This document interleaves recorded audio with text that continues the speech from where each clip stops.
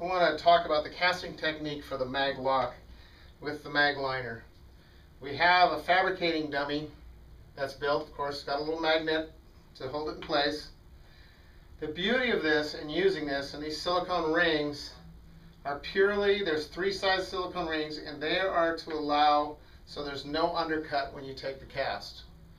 This gives you exactly the right dimension for the MAGLOCK to function.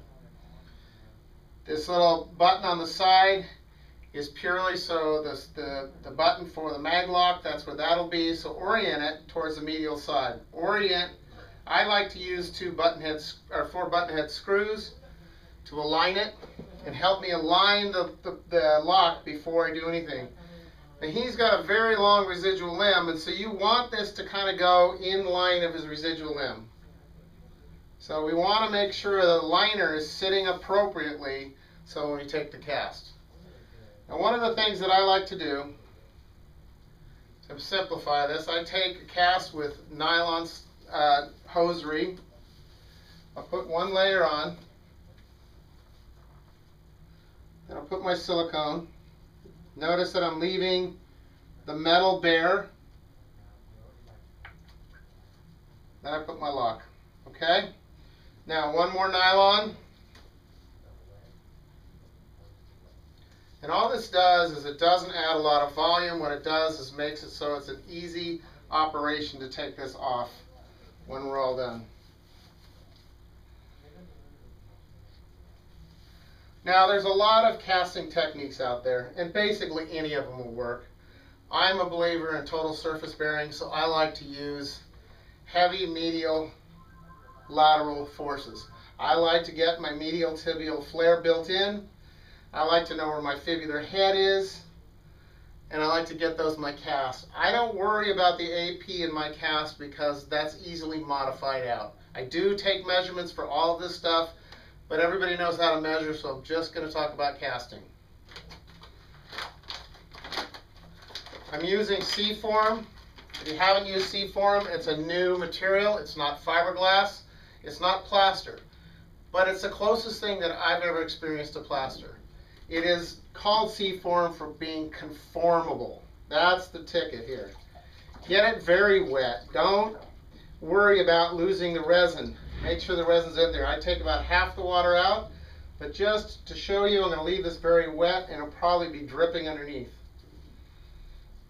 So we just need a simple little wrap. Now just so to show you, it has a lot of stretch. Okay, but I'm not putting a lot of stretch in it, because if I do that, I've lost the ability to actually get it to hold a shape. So now let's get the end covered. This is probably the trickiest part.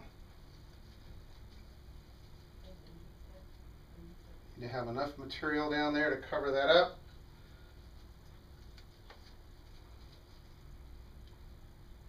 Okay. Now, if I was going to make a walking prosthesis out of this to do a test socket, I would now put another coat of fiberglass over it. The C-form allows us to do really nice, smooth contouring. The fiberglass will give us the strength allowed in order to be able to walk on it. So, simply pops right off, okay? And that's all those nylons that I put on inside. That makes it very simple, very clean. Now you can see the little dummy in there. Okay, the dummy doesn't stay with it. The dummy comes out. But if I would do right now is I would fill this cast with a little magnetic dummy inside. So when I do my thermal forming test socket, or I do even a laminate, this is the same dummy, and I would use it then. To take the dummy out of the cast, if I want to do so, simply cut off the button, pull the button out, and it'll pop right out. Okay, so you see the little magnetic dummy inside. You can see the contouring, the pre-tibials, medial tibial flare inside the cast.